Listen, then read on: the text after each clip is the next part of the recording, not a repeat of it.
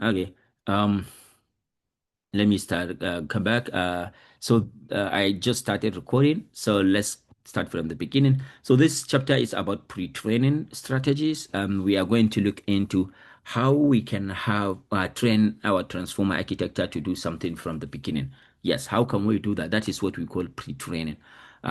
Now there is what we also call post-training. Post-training is when you have your architecture, you have your language model trained, and you want to do some other stuff after training. That is called post-training.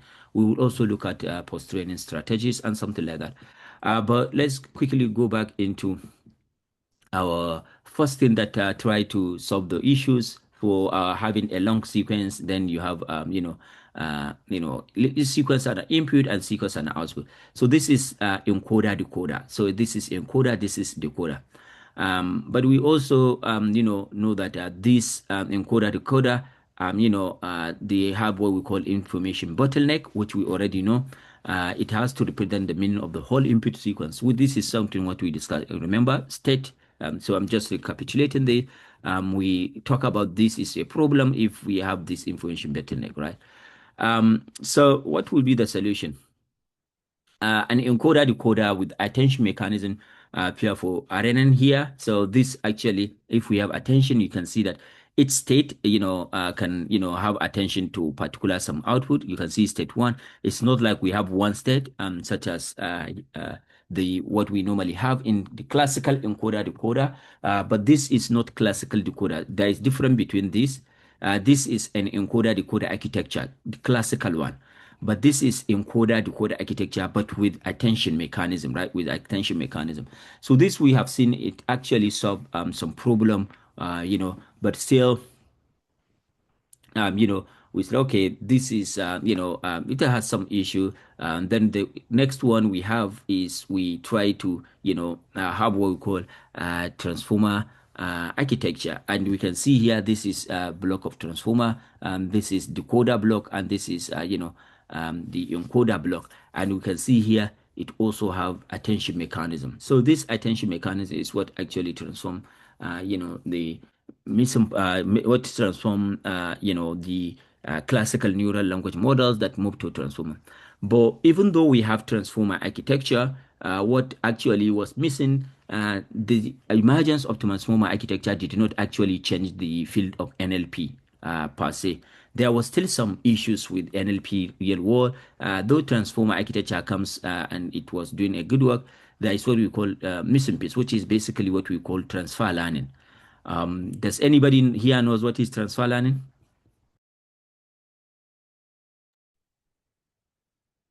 Yes, sir. When we say transfer learning, we are referring to when we train like this transformer from scratch. It requires huge amount of data to get trained from scratch. So after it is being trained on a large amount of data, then, for example, now we trained it for language, for English language, which is high resource, and we want to use it for like a low resource language, Hausa, which has a small amount of data. So you can use that small amount of data to uh, like uh, use the pre-trained transformer on English to in our context Hausa language, like to fine tune is so something like fine tuning. Yes. Right. Okay. So, still, as I said, when we do have a transformer architecture, there was still some missing part where, the field of NLP did not start. So, in the original transformer paper, the translation mode was trained from scratch on large corpus. So, the, original structure, architecture for transformer, the training was trained on large corpus. But however, in many languages, we do not have, couple of, a huge amount of data to train language model from scratch. So that means if you want to train a transformer architecture to do machine translation, you need to get a very large corpus to train on English. Yes, English has a very large corpus. You need to get a training data for French to train on French. You need to get for German to train on German data. So, but the idea is, can we actually train, can we actually train, leverage existing training model, pre-trained language model? For example, in English, now maybe to apply in Hausa, which is doesn't have, that's what we call transfer learning. So this is what actually was a final miss that did not actually allow the NLP to started long ago. So what does session? Let me give you an example of what we mean by transfer learning. Imagine you want to actually teach somebody how to cook jollof rice, right? You want to teach somebody how to cook jollof rice, and assume that person A has never cooked before. So person maybe he has not lived in hostel. All he lived was like he goes from university, he go from his house, he just go to university and come back. He doesn't even cook or egg. He just get his mom enter into the kitchen and eat his food. But the other person may be like, he has, he is somebody that already live his life in campus. So he knows how to cook very well, right? Many things. So if you want to teach person A and person B how to cook a very good jollof rice, which one will understand better, can, adapt better? We typically know person B, even if person B doesn't know how to cook jollof rice. So because person B already has some, understanding, how to fry boil, how to follow a recipe. So to teach them the rice, all you need to do is show them the recipe, adjust the spice, explain the local style, and they will learn better. So that is what you mean that from his existing knowledge, you now transfer some learning for him to now work on jollof rice. So this is the idea. That means that this guy doesn't have any other things. It will take forever, longer time, right? It will take a long time, something like that. So that's the idea of what we mean by transfer learning. So teaching model from scratch is like teaching someone who has never cooked before. Using transfer learning is still like teaching someone who already knows how to cook. So this is what we mean by transfer learning means starting with a model that already knows. So in NLP, if you say transfer learning, it means if I want to teach a model to understand how to do machine translation in Hausa, I don't need to train a model from scratch on Hausa. I can take a model that know how to do translation in English, maybe a model that know how to do translation in French, maybe let's say in English because it's more common. Now, when you take a training model that understand know how to do translation in English, then you can do what we maybe do fine tuning or whatsoever with small amount of data in Hausa. That is what we call transfer learning. So this is the idea. So this missing part was actually what was missing from after we have our architecture for NL transformer, we can do develop a model, but every task we want to do, we need to train that model or that architecture from scratch, and it can take a large amount of time and a lot of resources. But transfer learning has been one of the existing stuff in computer vision. People from computer vision, they have long been using transfer learning to solve a problem. What we mean by this is that, for example, if you want to if you have some images, for example, you get some images for people or images for example, many other stuff in the real world. For example, you take the images of house, images of bottle, images of bag, images of phone, and you train a model. You can see that this model learn some stuff from images of different stuff. But if you want to do, for example, classification of image in medical field, for example, this is cancer disease, this is not a cancer disease. Instead for you to train a model from scratch to do classification of what image as a cancer and not cancer, you can take a model that was trained on general image data set because it has some learning about image stuff, and then you can now fine tune it, on specific tags, maybe medical data set. So you don't need to train because in medical field we don't have a large amount of data set for image, for medical stuff. So that means you can do that. So this is basically the core idea of computer vision, and this is a core idea of the transfer learning, and this has been existent for quite long on computer vision, but the idea it was not actually very well known in NLP community, and that is it. Yes, Abdullah Ibrahim want to have question. Yes, my question is that is there a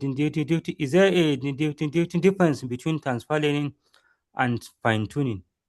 Yeah, so more or less, we will come to that. Let me come to fine tuning on that, and then I would, we can see what that I mean. So, transfer learning. When you say transfer learning, it just means basically, if you do fine tuning, we are basically doing transfer learning. Yeah.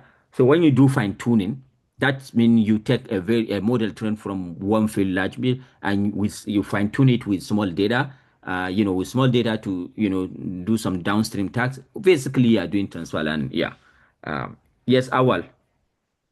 Okay, so I just want to highlight the difference between fine-tuning and the distance transfer learning. Like in machine translation, when we want to do transfer learning, like the language that we want to transfer to and the language the language that is having the resource and the language that is the low resource, they must like belong to the same language family or something like that. Yes. Yeah, yeah. I mean, that's also that is helpful in a way, but that's not actually the general difference between transfer learning and fine tuning. So even in machine translation, for example, you can do transfer learning, for example, even from distant language, but the learning will not have you not benefit from doing that, right? Obviously, what we are seeing here, for example, from image, the images, for example, there is no relationship between image, for example, image for a shoe or image for a bag, with medical, disease cancer, image for cancer that image for uh, somebody that is cancer and somebody that is no cancer. There is no relationship between them with like images for bag, images for houses. But we do know that you can take a very large model that was trained. For example, we have what we call ImageNet dataset. ImageNet dataset. I think Lukman, can you tell us what ImageNet dataset is and some other project you did? The submission to Indaba, and is that what we did Transferland or something? Can you tell us? Yes, good afternoon, sir. So, ImageNet is a data set that that has like hundreds and thousands of images that are classified in different categories, and people have been using it for a lot of research in computer vision. And part of even while they were discovering ConvNet, they were there's the performance on ImageNet that they were using to discover that. So it's a large computer vision data set. It's available for free, and even now people can. It contains millions of images. And so even when people came up with all these LeNet and all the initial convolutional neural networks, it was their performance on ImageNet that made them better than the status quo, the SOTA at that point. And regarding the experiments we've done, like my paper, the one that was published in Indaba last year, it was on transfer learning actually using images for so we train DenseNet and some other ConvNets and vision transformers, and we train them on a wildlife data set. So that's like the image. So it's actually published in the Indaba. I'll share the Okay. Yeah. paper link. So what I'm trying to say is that the data set, the ImageNet data set, and also the problem you do they have any relationship? For example, the data set, the problem you did, what was the field? Was it agri or what is it? Okay, so it's actually not related, but that's part of the transfer learning aspect. So it's Yes. not related to the ImageNet, but some of the models that we use were actually trained on ImageNet. Yeah. So what I'm trying to tell us is that transfer learning does not have like for example, as Abubakar said, in machine translation, like when you do transfer learning, you may use the same language family or something like that. They can transfer. Yes, that is transfer learning, but when you are doing with language of the same family, they can benefit much, much more than that. But I'm telling you here an example. You have, for example, data set for imaging in ImageNet, and this data set in ImageNet is the image of houses, image of cat, images of many, many categories, and you can do transfer learning to if you want to solve medical image problem, you can do that data set, and you can see the two domains are different, and that is transfer learning as well. So yeah, so let's move on. So let's also look at some of these, what we mean by transfer. So look at this one. We have this, what we call domain 1, domain A, and we have what we call, domain B. Now, in traditional supervised approach, if you want to, let's assume this domain is medical field, and this is domain is agri field. In classical supervised learning, you now have your model, you train your model with your training data or related domain, and now you do prediction. That is supervised. Here also on agri domain, you train your model on agri data, and now we make prediction. This is what we call supervised learning, right? And this process is called pre-training. Yeah, that is the method you train your language model to make a prediction. Finally, it's called what we call pre-training. Yeah, and its main purpose is to teach model the basic feature of images such as age and color. So here, when we do this, what a pre-training is basically a way to train a model to have what we call baseline prediction. Yeah, to have what we call a baseline. A baseline is something that actually, a baseline is something that actually, serve as something that we can take and fine tune later. So this is supervised learning, and this approach is actually not effective in a way. In classical way before transfer learning, this is what we are doing. So if I have maybe 12 domain or 50 domain, that is in each domain, I need to train my model, make prediction.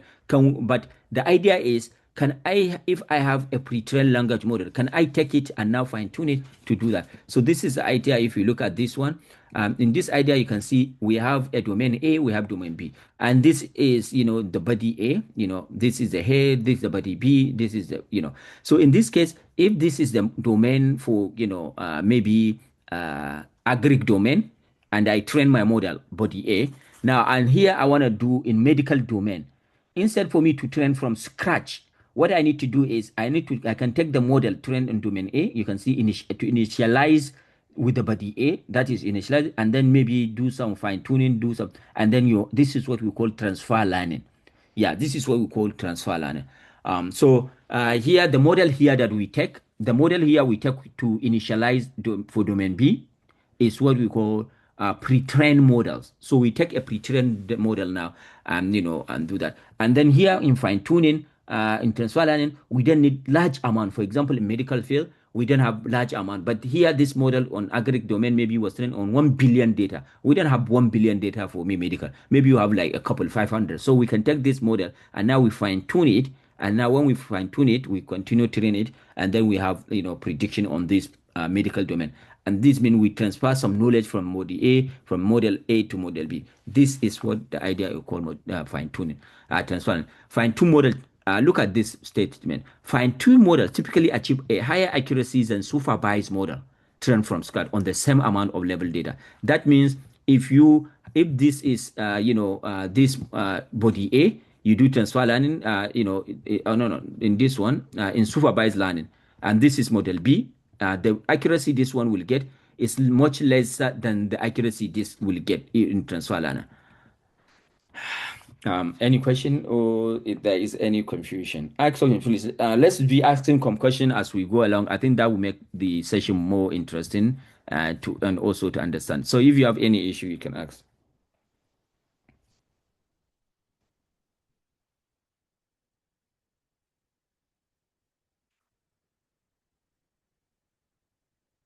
Okay.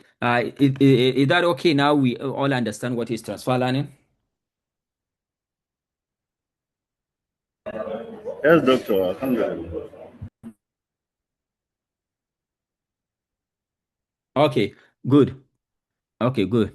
Now, so although transfer learning became a standard approach on computer vision, for many years it was not clear what the analogous pre-training process for NLP. So, although this process has been done in computer vision, this approach was not being explored in NLP community, right? It was not explored in NLP community, and what happened now? What introduced? So this is the paper that started transfer learning in NLP. This is the first paper. ULM Fit. Yes, ULM Fit. This is the first paper that started, testing on how transfer learning can work. So I told you there is a missing part, but ULM Fit provide the missing piece to make Transformer take off in 2018. So even though we have Transformer, but the transformer, they were not heavily used, but when this paper comes, they try, when this paper comes, now the the transformer architecture takes up, and many architectures such as ChatGPT and everything started becoming the standard way to doing stuff. This paper basically they have they have a language model. You can see they use what we call Wikitext. And now Wikitext is data set from Wiki. And basically they want to do sentiment analysis, right? They want to do sentiment analysis. So this is trained on very large amount of data for Wikitext.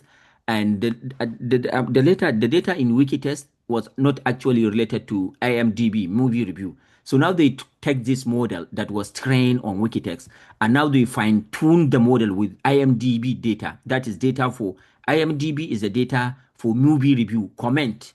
So they want to do sentiment analysis. But this data does not, contain many sentiment stuff. Like, in sentiment analysis, you want to get data, something that, they say, oh, this is good, this is bad, this is excellent, all this stuff. But what they did is they take this Wikitext, data, Wikitext 103 is a large data. They now train it to get a language model. Now they have a one language model. Now what they did is, that is this first step. So this is the first step. Wikitext. So this is a Wikitext. They train. This is the body. Now they take the model, this model, and now fine tune with domain data for movie review. So this is what I'm saying. Now they take movie review data. They now fine tune with movie review data. They now have another language model, but this language model is a fine tune language model or language model that use transparent and approach to make it much better to learn about movie review or sentiment. And now they have a classifier. The head is now classifier, something like this. Yeah, this is the head. Yeah, classifier.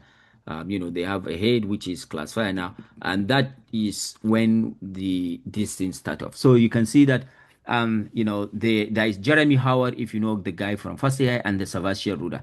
Savashia Ruda is one of my the first mentor, while I started doing my PhD, he was one of the guys that I worked with as my first mentor, and some of my paper, the first paper when I started my PhD, when he was Google, Savashia Ruda, he was the one that, provided a lot of mentorship for me, and also Search Computer. In fact, the current position I'm now at Imperial, he is one of the among that, actually, send me the application. So, he's a good guy, and that is how, the UML Fit get started. And yeah, so by introducing UML Fit, therefore, which is a missing fit, the transformer architecture and many other steps started. So in 2018, 2 transformers were released that combine self-attention with Transvalent, GPT, and BART. So this is the first year that GPT all started. After this paper, UMLP was started. So GPT and BART set a new state of the art across a variety of NLP benchmark and usher in the new age of transformers. So this is basically the year and also the story about how, how about, all these things started. Any question? Any question before? Any question? Okay. Right. So we are talking about Transvalent and fine tuning. Don't bother. We are talking about this, the theoretical aspect here. We will do the practical aspect, for example, how you can fine tune a model, right? How you can take a model and fine tune it. So we will also look at that. But yeah, we are taking the intuition here. Okay. So the first thing when you train your model with large amount of data is called pre-training. We also what we call domain adaptation. For example, when I do this, this sometimes is also called domain adaptation. Once a language model is pre-trained on large corpus, the next step is to adapt it to in-domain corpus. That is in-domain, for example, the problem you want to do. For example, now you train a very large language model on very large data, and you want to do medical image classification. So that medical image classification, you now take it is in-domain data. So you now continue training this, or what we call fine tuning. That is what you call domain adaptation. That is you adapt the domain for this one to new,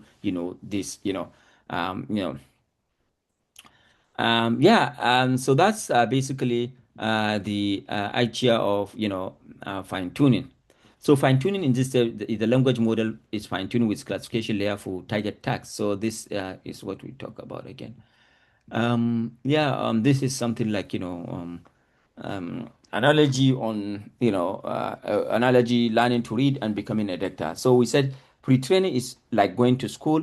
You learn how to read, write, understand general knowledge. That is pre-training. So when you pre-train a language model on large amount of couples, that model is not expert in anything, but it just learn the general idea of language, what is how the words are formed, the synonyms of particular word. It learned the general idea on language. When you do pre-training, you didn't teach a language to do maybe classification, like, all those stuff. You didn't teach it.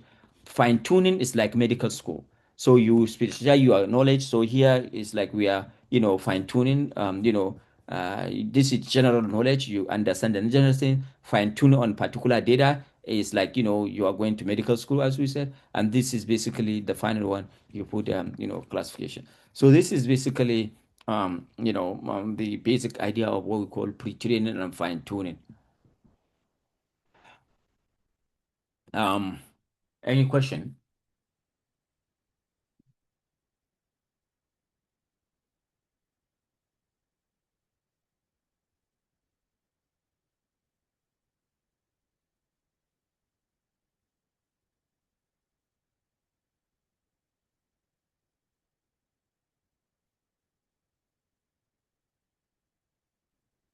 Any question?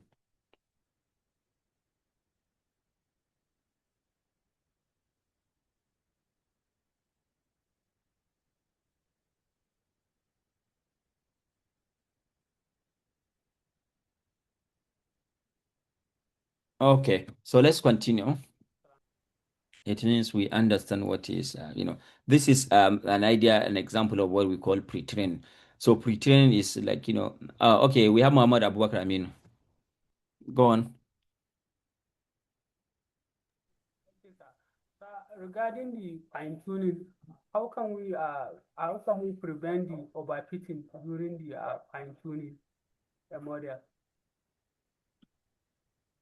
So his question is, what do you mean by overfitting the model? Because obviously, the model here is not an expert. For example, we have a model here, which is a general model, and then here we have a very small data to fine tune this language model, to be very better. Then here we do classification. So what do we mean by to prevent it from overfitting? Because in fine tuning, generally, we have a very small amount of data not incomparable. For example, data set that you use to train this language model is maybe 10 gig, but the data set to do fine tuning maybe is just like maybe 1,000, 2,000, 3,000. So, and then it's basically, making the model better for particular domain. So, there is no way, you said like, with this small amount of data, you fine tune, you overfit the model. So there is no issue of overfitting. Yeah. Yeah, regarding the lecture, hopefully I will upload the last week lecture immediately after this one. So okay, so let's move on. So I said about pre-training. You have a very large corpus, and the data set may be books, speech, storyboard, many kind of data. They are different kind of data, and now you do training, and then you have your language model. So the very first model that you have is sometimes called the pre-trained language model or foundation model. So this language model that you have after you do for pre-training is called pre-trained language model or foundational model. And the idea is you can take this foundation model to do many tasks, to fine-tune it, to do question answering, to do machine translation, to do sentiment analysis, to do question, many tasks you do fine-tuning here. So sometimes you hear people, they say foundational model. Sometimes you see people say pre-trained. So they are still, the something. So make sure your model can process large, don't use level data, compute our scaling. So here in pre-training, we are not using level data. Your data set here is not level. It's just corpus without level training data. That's when we use pre-training.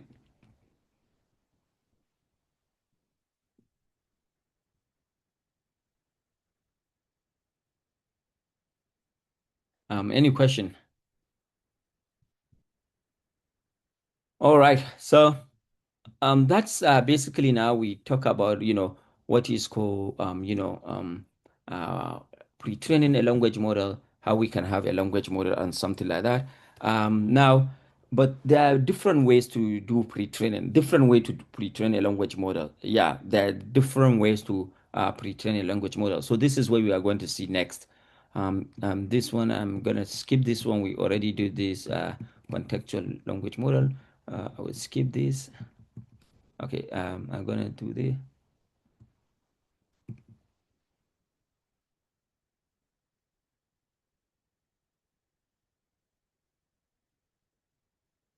okay, maybe we can go through them quickly.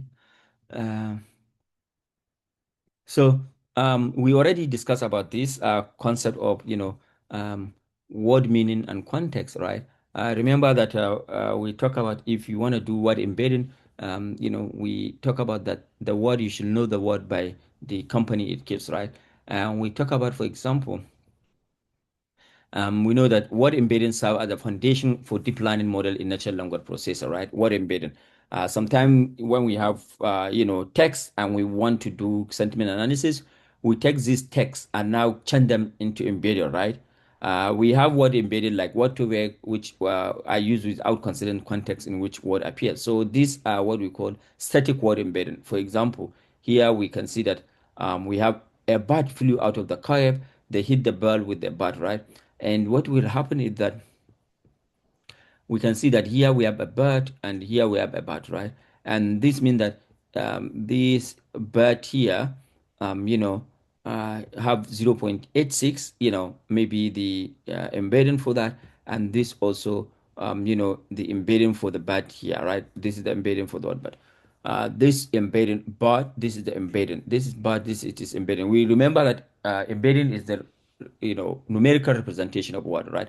But in word to vec or glob, the embedding of but is still the same thing, no matter where it appears in a sentence. And we can see here but and but, they mean different things in this sentence. The solution is to use what we call contextual word embedding. Contextual word embedding give the word embedding for each word differently depending on where it is used. For example, you say a bat flew out of the cab, they hit the ball with a bat. This bat is something. So you can see here, this is embedding for the word bat here that applies here. This is the embedding for the word bat that appears here. So you can see here what we did physically, for example, the embedding such as what to bake, they are static, but embedding that gives different contextual representation is better representation. So this is what we say. So this contextual representation is what we call from one paper called ELMO. Yeah, ELMO. This is very, early days for, transformer and deep learning. We have this paper called ELMO that they basically create embedding called contextual representation. So what we are trying to do now is, let's assume we understand, let's keep this ELMO. But the idea I want to tell us is that for any our maybe deep learning model, if you want to train a model, the very first thing we do is, we change we impute the impedance. So for example, this is where we are, pre-training word impedance. So we use, Saka 2017, we started with pre-trained word embedding. So what we mean is that if I want to do machine translation, if I want to do maybe sentiment analysis, the text here, this is the text. So I converted this text into embedding, but we use, pre-trained embedding. We now impute them and then something like that, right? This is what we call pre-trained embedding. But some of the issue to think about. The training data we have for our downstream tasks must be sufficient to teach all context. Most of the parameters in our network are randomly initialized. So there is still issue when you have, pre-trained embedding, using pre-trained embedding. Why can't we use a pre-trained language model for the whole things? So here we are just using pre-trained embedding.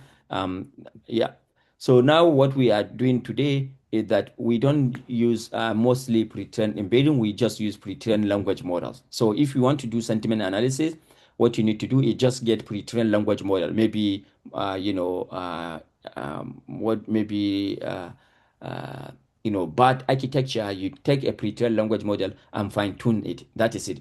We typically now need not using pre-trained word embedding, pass it into their model. Now, what we normally do, we use actually use pre-trained language model. So there are basically two ways to use pre-trained language model. Number one is pre-train a language model, and then number two is to fine-tune on your tags. So this is basically what we use currently now in the field of NLP. You pre-train with a lot of task data to learn general text pattern, and now you fine-tune. Not many levels adapt to tax, so you fine-tune with smaller amount of data set. So these are what we normally do. Why is it called pre-training? Pre-training happens before training, right? So some people say, why is it called pre-training? Pre-training. So the term pre-training is used because the large initial training phase is not the final training objective of the model, right? Because when we do pre-train here, I told you when we pre-train, we now take the model and now continue training it, right? To fine-tune it, or fine-tune it. So that's why the first training is called pre-training. Instead, it is a first stage in a two-stage learning pipeline in modern NLP. Pre-training is learning general tags and fine-tuning tag-specific training, which is, for example, we train for classification, name entity recognition. So this is basically why it is called pre-training, because when we have this stage, we are not teaching the model to learn specific stuff like how to do classification or whatsoever. We are training the model to learn the general structure of a language. And the second one, which is fine-tuning on your tags. Maybe you want to do sentiment, maybe you want to use machine translation, maybe you want to use name entity recognition. So you now fine-tune your model. So this is the second step. Okay. Now,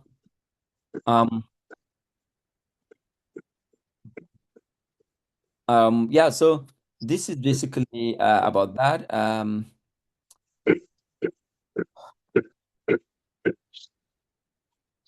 Okay.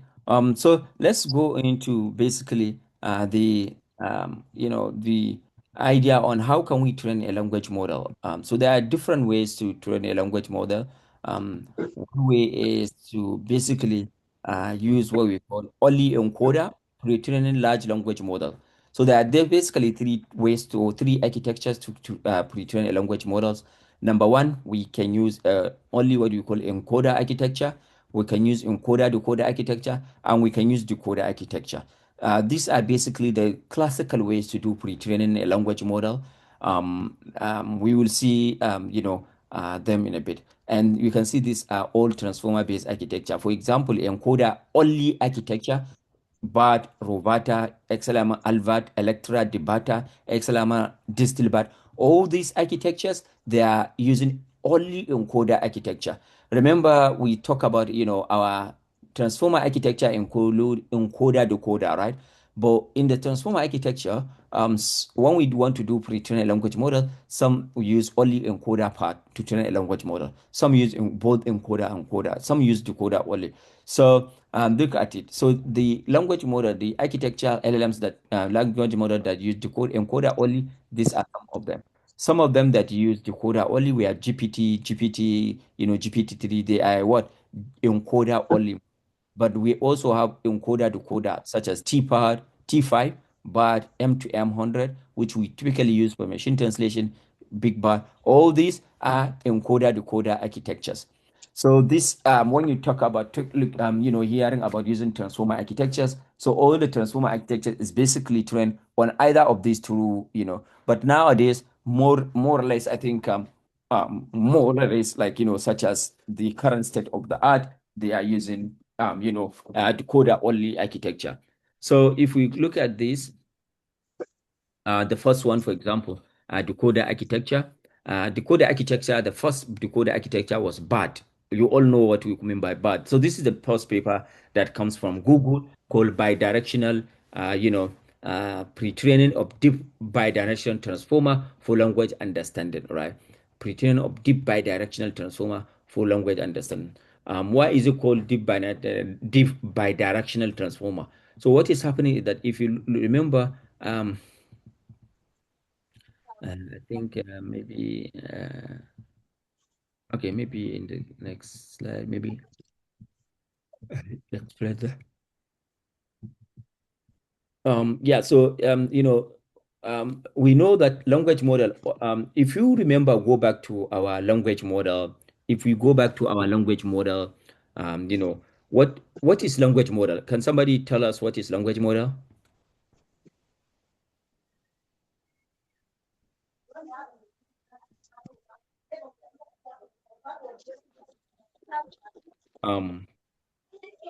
We have already did this, like, what is language model? Can somebody remind us what is language model?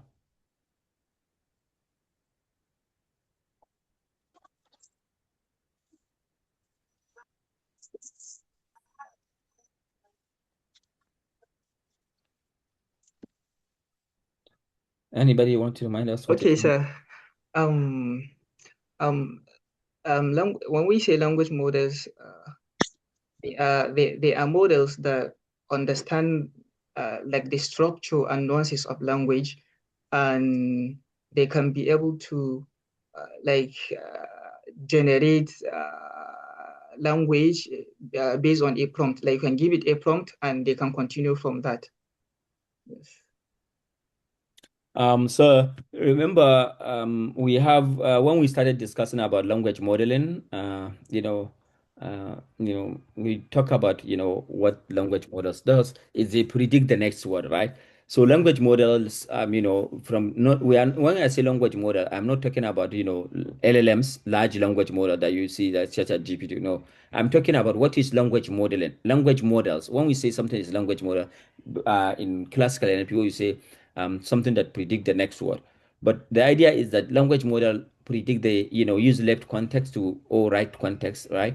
Language model basically only use left context, to predict the next word.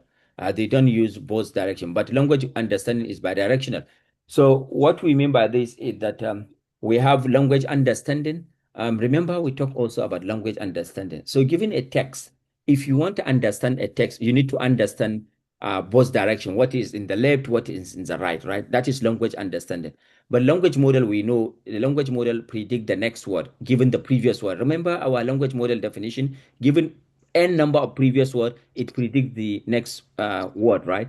So we can see that language model does that. So possible issue, directionality is needed to generate a well-informed probability distribution. So we need a bidirectional language model to make understanding. So that's why here we have, what we mean by, pre-training of deep bidirectional transformer. So our transformer is now bidirectional, so that because we want it to be very to understand stuff. This is bidirectional transformer. Previously, the architecture in transformer, maybe it wasn't encoder decoder, it was not bidirectional. So this is bidirectional, talking about bidirectional. For example, if you look at this example, unlike only directional context, apple is my favorite fruit, right? And I eat it all the time, right? If this is the word fruit, right? We need to understand the context before, also, and the context here to understand, this. But here, for example, Apple is my favorite brand for buying laptops and other gadgets, right?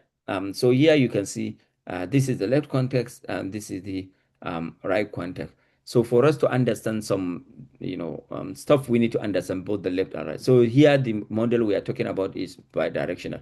If you remember, this is what we call directional RNN in this direction, and bidirectional is something like this. So what we mean this, they come up with a paper called BAT, Pretend Bidirectional Transformer for Language Understanding. So you can read the paper. This is the classical, the very first paper that all other things they were, started to build on. Yeah. Also, And sir, yes, go on. it's Babangida. And sir, I heard you said language models are not large language models. And from our previous classes, you said language models predict the next word. And that is basically what large language models do. Yeah. Before So I thought what large I'm language model, yeah, advanced version of yeah. language models. Yeah, so what I'm saying is that when I asked the question, what is language model? But he just gave definition of large language model, like something given, So what I'm trying to say is that when we have language models, the very class, who can remind us the very classical language models? Ngram. Ngram is a language model, right? Ngram is a language model. Do you remember Ngram? Yes, sir. Yes, sir. Yes. So ngram is a language model. So ngram can only predict words, right? So when we say a language model, the classical definition of language model is like a model that can predict the next word that using maybe a left context or right context, right? But it cannot be maybe a language model that has only left or right context cannot be used for language understanding. So we need a language model that use both the left and right context. So if you want to understand a text, for example, I give at this, by the analytical context, or like you take into account both left and right context. When we have apple is my favorite fruit, right? Apple is my favorite fruit, and I eat it all the time. Now here you look at it, apple, we say apple, and here we say apple is my favorite, but here we say brand. Now here we can see we are talking about which kind of apple. Apple for, and this is apple for what?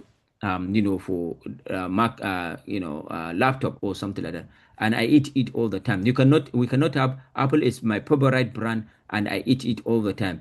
And you can see here we cannot make sense for that. So we need a language model that can understand both the context here and maybe so this is what we mean by directional. So a large language model is a language model as well. Yeah. So, oh yeah, we have this definition. A standard language model predicts the next word using only previous word. Yeah, so you remember this. This means that the model must not look ahead. So, because the standard language model only predict the next word, that means it does not look ahead. It does not look the next word. Because if you want to do prediction, if we are able to see the next word, then the prediction is not meaningless. It's meaningless, right? The future word must remain invisible during prediction. This is what we call causal or unidirectional constraint. So this is what we call causal language modeling. Causal language modeling, that is, you can only predict next word, right? Without doing you are not looking the ahead.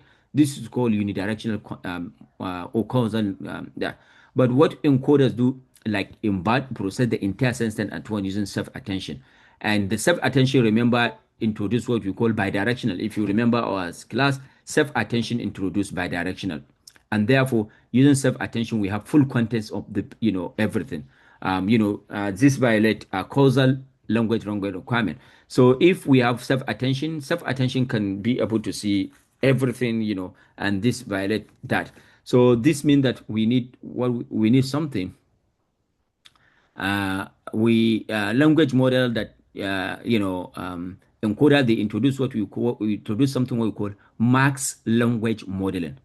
Mask language modeling. So this is just to give you idea that in encoder only model, we cannot use language modeling architecture, language modeling framework to train a language models, because a language modeling now use what we call bidirectional, which using using self-attention. That means it can see both direction. It can see future. So we will not be able to train a language model where it can see the next step, so that you cannot make causal requirements. So this means that a causal language model predict the next word using only word that came before it. But using self-attention, which we have embed, cannot use that. So now they introduce what we call max language model. So if the model can see the future word, like it cannot meaningfully learn to predict.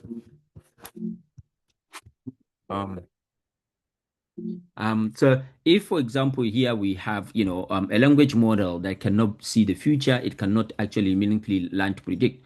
So we come up with something called max language model. What does that mean? So this is basically the key idea of like mass language model. For example, I have something I love, the dash dash cake. So we mask this word, that is we hide it, and we ask an encoder, an encoder see cake on the right, so predicting cake is trivial. For language models, this will leak an answer. Therefore, encoders leak future information, so they cannot train to predict the next word in the left-right context. So you can see here, what we're gonna do is, if we have this architecture, we have let me go back here, the example. Okay, I don't have the example here. Where is the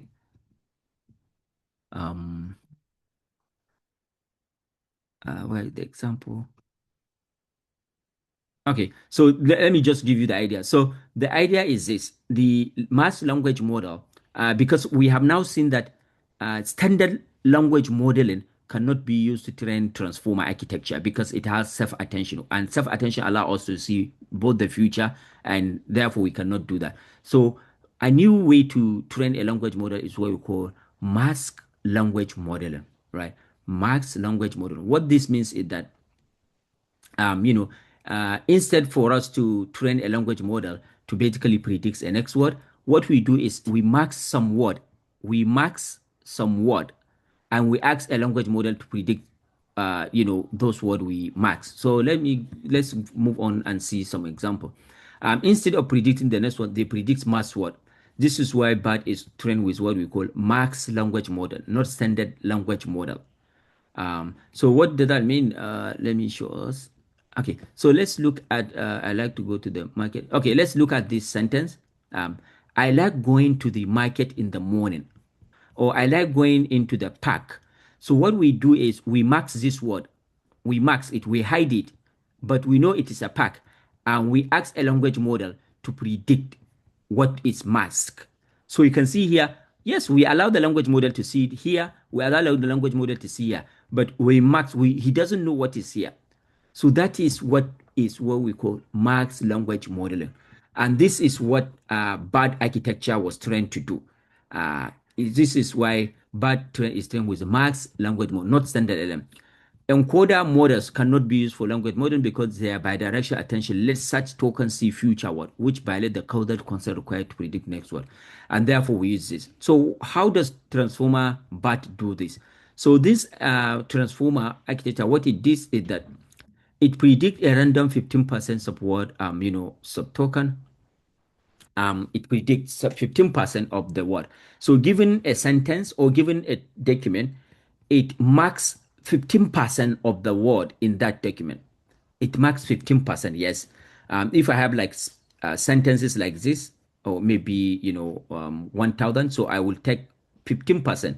You can see it marks out of the input and then predict mass word, usually 15%. Yeah, so this is the steps to do that. Number one, we max 15%, and then when we max 15%, we replace the input word with this max 80 times of the time. So all the max stuff, for example, here there is word pack.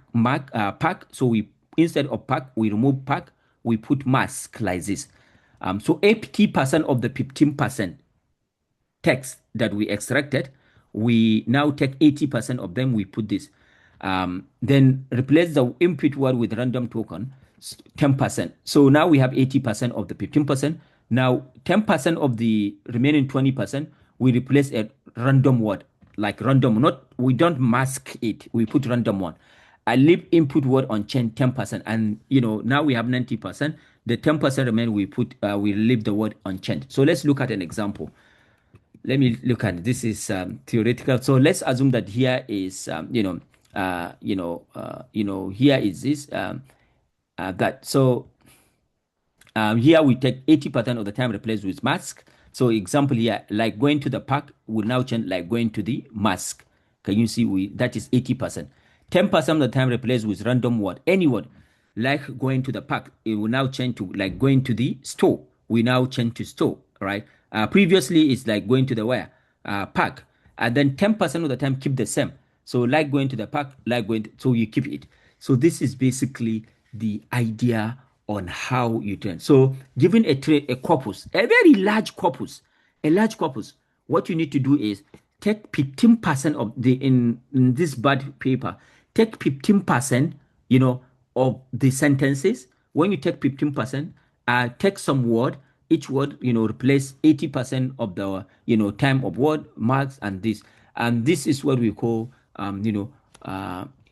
Marx language model. I think we can stop here. It's already 3 o'clock. Maybe we can continue next week with that. But this is what we call Marx language. Any question regarding what we call Marx language modeling? Any question? I don't know if it is Angane. This is basically what we call Marx language modeling, but BART was trained using 2 objectives. We have now seen Marx language modeling. BART was trained, number 1, predict Marx word. That is, it's not predicting the next word. Remember a language model. What a language model does, previously we defined, is to predict the next word, right? Now in Marx language model, such as BART, encoder-only model architecture, encoder-only architecture, you predict a Marx word. And that is one objective function. Another objective, what it does is predict the next sentence prediction. Next sentence prediction. So what does that mean? So this is what this means, that BART was trained on 2 training objectives. Number 1, it predict the Marx word, and number 2, it predict the next sentence prediction. What this means is that let's assume we have a sentence here. You can see a sentence A. Maybe this is a sentence in your corpus. Now, what we need to do is we now have 2 options. You can see option A and option B. I enjoy reading reading books. I finished a novel yesterday. The dog ran down the street, right? Now, the another way the BART was trained is next sentence prediction. Now, you create a corpus. You take each sentence and give 2 sentences. One is the natural next sentence, and another one is not natural. For example, you can see it's next and not next. So you can see here, I now train BART with this. I give it the 1 sentence, and now I give it 2 other sentences. One is not the natural next, and the other one is natural. Because we can see I enjoy reading books. Definitely, the next one is I finish a novel next day, right? So now you create sentences in your database, in your corpus, and you train a language. So you see here, this is a sentence A. This is sentence B, right? You put a separator, right? The model must classify which one is next and which one is not next. So, must classify binary. It's next. We now ask the model, this is a sentence. Which one is the next sentence? Is this one or this one? So this is, so BART was trained on 2 tags. Number 1 is next sentence prediction, and number 2 is, predict the Marx word. And BART was basically trained on very large corpus. You can see Wikipedia and book corpus, very large data set, and training size, number of word, optimizer, BART, and we have BART base and BART large. So something that is that when you train a large language model, sometimes you see something they call it base, something they call it large. So what we mean by base is that this is smaller language. For example, this is trained on 12 layer, 768 hidden layer, and 12 head. But the large one was trained on 24 layer, 1024 hidden layer, and then 16 head. So you can see that's why sometimes you can see a language model, they say this is a base part, this is a large part. The large part is always more better and provide much accuracy compared with the base one. So this is how the BART was trained. BART was also evaluated on several tags. You can see BART large has better performance. At that point, you see there is OpenAI GPT. Yeah, OpenAI. This is just before ChatGPT becomes very. At that point, you can see BART large was much better than OpenAI GPT. Before GPT, OpenAI becomes at that point was the SOTA, was the when we say SOTA, we mean the current state of the art, right? But at that point, when BART was used with this language modeling strategy, that is Marx language modeling and next sentence prediction, the BART architecture was now better than OpenAI GPT at that point. In many tags, we have NLI and other stuff, sentiment analysis as well, other stuff. So that is why BART, but we also have BART was, extended to many other BART. For example, you see a lot of BART variants. That is, they are just variant of BART, like Robata, Span BART, and many others. And for example, Robata merely just train BART for longer and remove the next sentence prediction. So Robota is another architecture, but it's just like use the same architecture for BART, but it does two things. Number one, train BART for longer. It trained, for example, if BART was trained on 2 days, the Robota was trained longer, or maybe 7 days. Something, just this is an example. And it removed the sentence prediction. So Robota no longer use the next sentence prediction like BART. You remember BART used two training objective, mass prediction and next sentence prediction. Therefore, Robota removed the next sentence prediction and only train only on Max language model and train much better. And Robota proved to have a better performance than the classical BART. We also have span BART. What span BART was is that masking continuous span of word makes a harder, more useful for the training task. So here you can see in BART, we max only one word, right? We max only one word. We do masking only one word, right? In BART architecture, we only max one word. But span BART, it may be span, take a span and, mask it. So that's max span BART. So different architecture related to BART comes in, and they were having a better performance. For example, this is a Robata, right? And you can see that Robata was trained with booked additional data, pre-trained longer, pre-trained even longer, something like that, and more data, right? Again, you can see these are some of the BART family. You can see the original models, BART large. Key improvement, we have Rovata, Albata, Dibata. So Robata enhanced training, it trained much larger. We have Albata. All these are language model. If you search Google Scholar, you see all these are pre-trained language model, but they are key improvement of original BART model. That is Albert parameter reduction. So Albert reduce parameter of the base BART base, and it reduce the parameter, and even after it reduce the parameter, it has a better performance. Efficient one, for example, distal BART.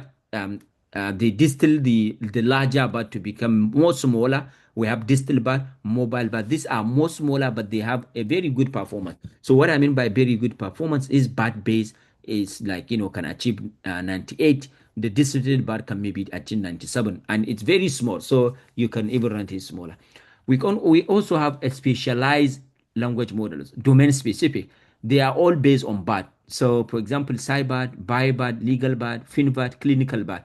For example, this BART base is classically general LM language model, but maybe you want to work on clinical piece or maybe in financial domain. So in financial domain, you can take this BART architecture and now you fine tune it, continue pre-training it with maybe financial or legal document, and therefore you can have what we call maybe legal BART, SciBART. Maybe this is scientific papers is what can train on scientific paper. So these are what we call domain specific model. They were on this, and all this one in the era of large language models. We have multilingual BART. So for example, this BART is basically the base. We have MBART. This BART was basically on English, but we have MBART, multilingual BART with 104 languages. So we have SLMR, 100 language. We have REMBART. We have Labs, which is sentence embedding, is also multilingual. So all these are multilingual. So if you want to do something multilingual, you can have. But now we now have some models that are Africa focused, right? Africa focus, maybe what I mean by Africa focus is that they take one of these, for example, either BART or either maybe Robata or either Dibata, and now continue training it on African focus larger African focus data set. So we have, for example, AfriBata, Afro SLMR. These are Africa-based language model that are expanded on more African language data set. So yeah, so this is basically the key things about that. So there are many strengths of encoder, launch, rich bidirectional, excellent for understanding text. So encoder architecture is very good at understanding text. What do we mean by understanding text? Such as sentiment analysis, name entity, because you understand, it's understanding text. But one limitation is that it cannot generate long text naturally, because it does not reflect natural text generation. It was not trained to do text generation, right? Such as ChatGPT that we know it do text generation. So encoder architecture, such as, but their strong point is that they are better in, what we call, um, you know, uh, tax understanding tax. They are not good in text generation. So that's bring us to the end of our session today. Although we 24 minutes ahead, but tomorrow, oh, not tomorrow, I said tomorrow. Today is Sunday. In our next session, we'll look into more detail about the other classic structure, and do that. We will also look into how we can do the practical aspect of this, fine tuning and other stuff. Any question?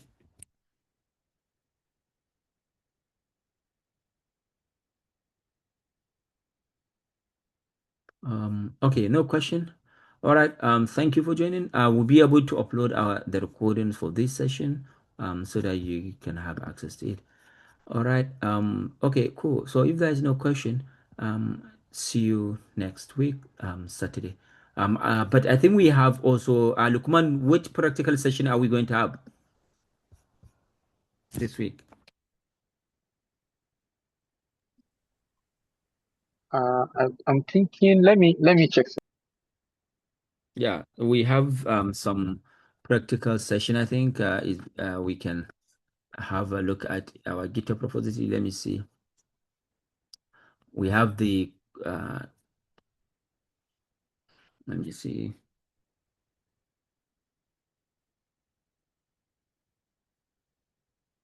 Yeah, we have Word2Bakes training, and we have sentiment analysis. How we can you can see that in the Colab. So have you done the PyTorch? Yeah, it was done, sir. Okay. Okay, so maybe we can do the next one after PyTorch. I think the next one you can see is training embeddings and with sentiment analysis. So we discuss with the engineer, and then when will be good to do this session, the next session, the practical, Lukman?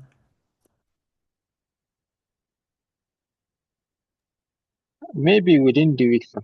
Okay, so we will send you an email for the practical session that we'll do this week. Yeah, so we'll send you an email, and do try to do as much as possible. Yeah. Okay, thank you all, and see you next week. Until we see you maybe in the practical class. Thank you. Bye-bye.